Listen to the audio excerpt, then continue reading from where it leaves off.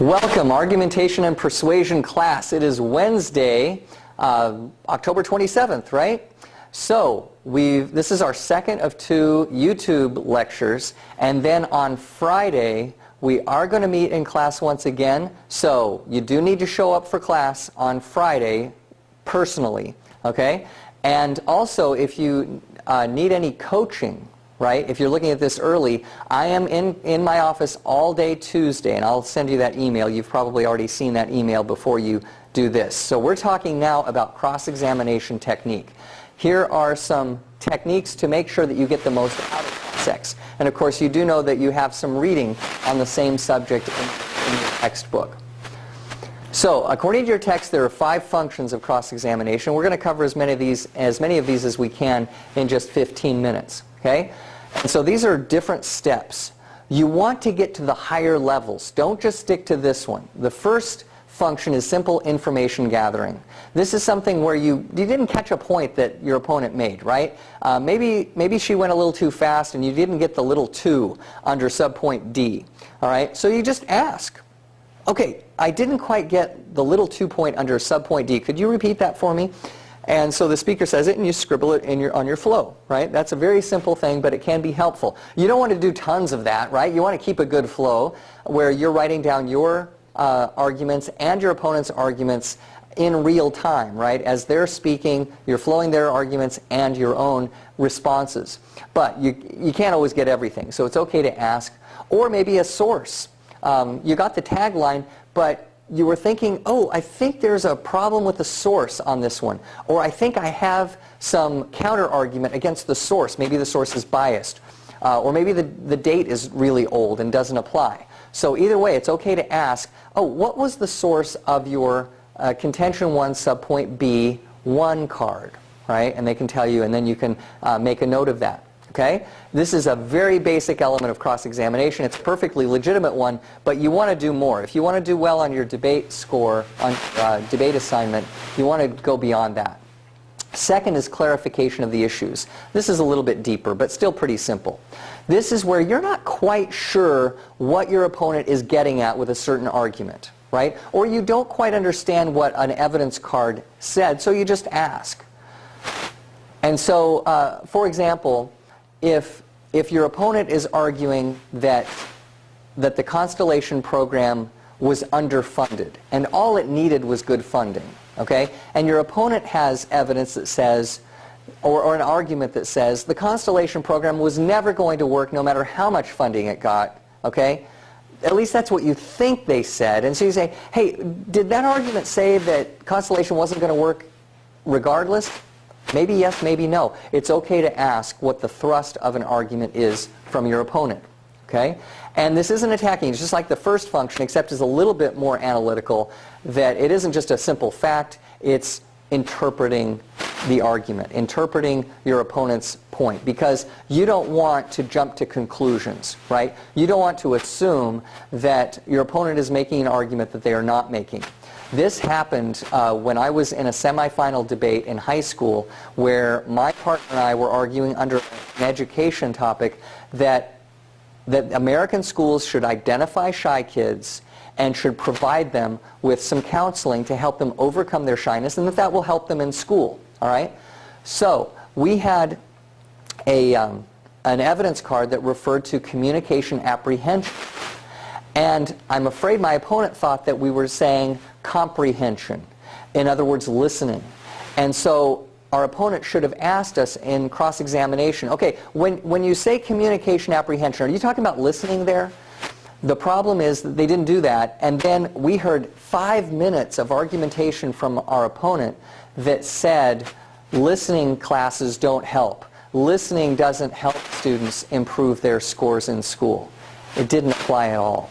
So we were able to clarify in cross-examination and in our speeches later that their evidence and their arguments were just missing the boat. And we had, it was a very easy debate for us because they didn't just ask for that clarification. So don't go off half-cocked. Make sure you know what your opponent is arguing before you refute it. Okay, third, this is getting a little bit more analytical and even argumentative when we get to the third one, which is clarifying judgment criteria. Okay?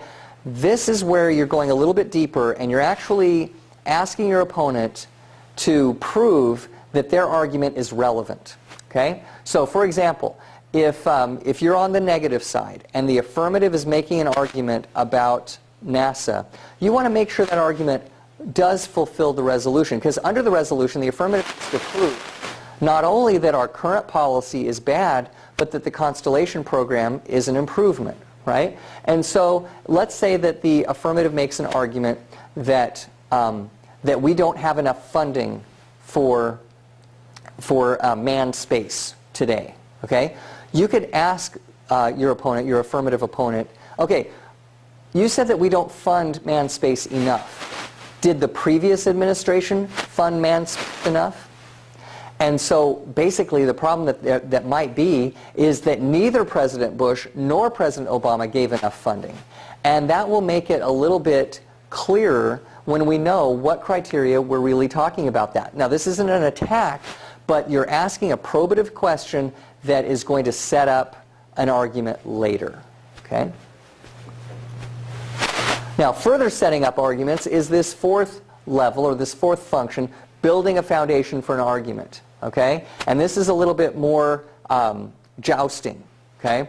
Such as, did you provide evidence that said NASA's budget went up this year? Okay?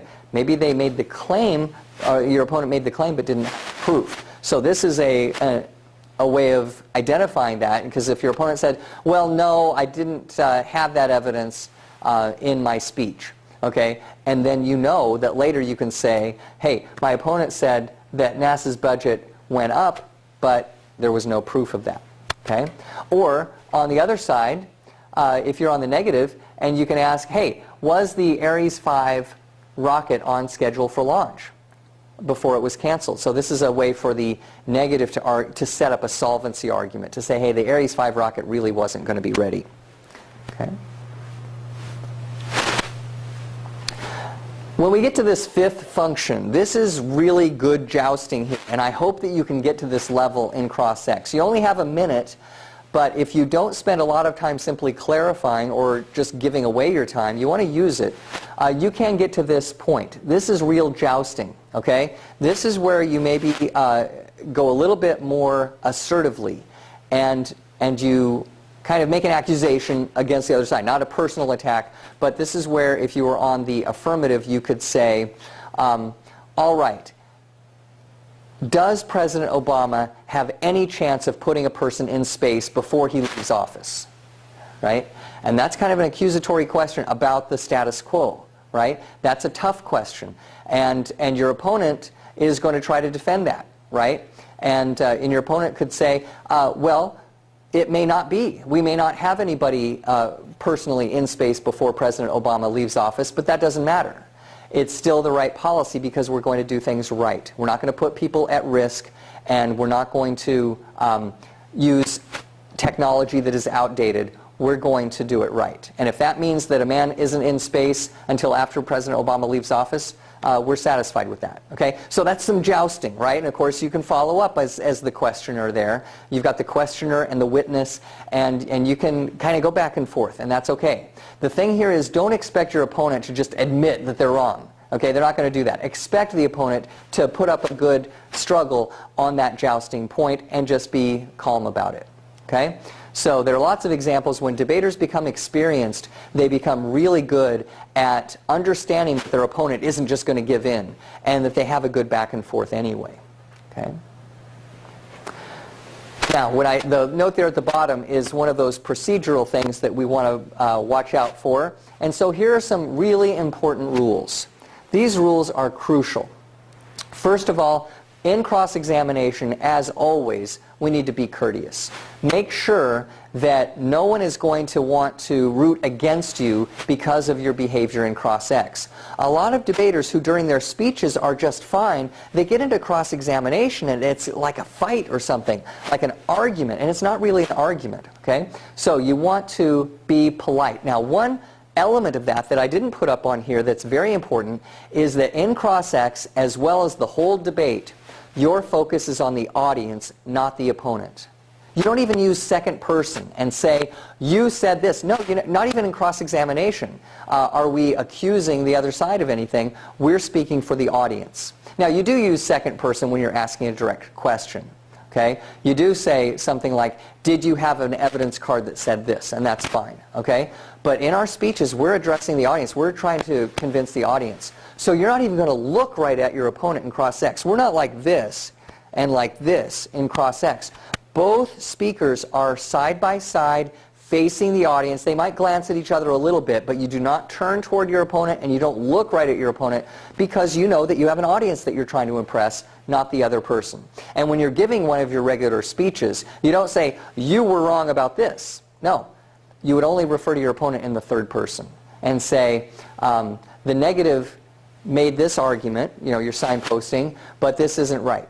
Okay? And it's okay to refer to each other by name, but always in the third person, not the second person, because you're not trying to convince your opponent. And that's another argument for being courteous. Don't expect your opponent to agree with you. They're not going to do it. But accept that and still be courteous despite that fact. Okay? A second rule, the questioner has control. I once saw a debate where both sides were just giving speeches during the cross-examination. They were interrupting each other. That's not how it works. If you're being cross-examined, you're the witness, okay? You have to defer, you have to yield to the questioner when the questioner wants to move on, okay? Now the questioner should be polite and everything, but once the witness has given enough of a response, the questioner is very free to say, okay, great, let's move on to something else. And at that point, the witness should yield, okay? Now, that doesn't mean that you say, okay, this is a yes or no question. All I want is a yes or no. That's not fair because usually an answer does have to be explained, okay? But the questioner does have control. There is a key word here. There is a magic word that the questioner uses in a classroom debate when he or she wants to move on, and that is thank you. If you hear thank you and you're the witness, it means you want to wrap up or just stop right there. Okay?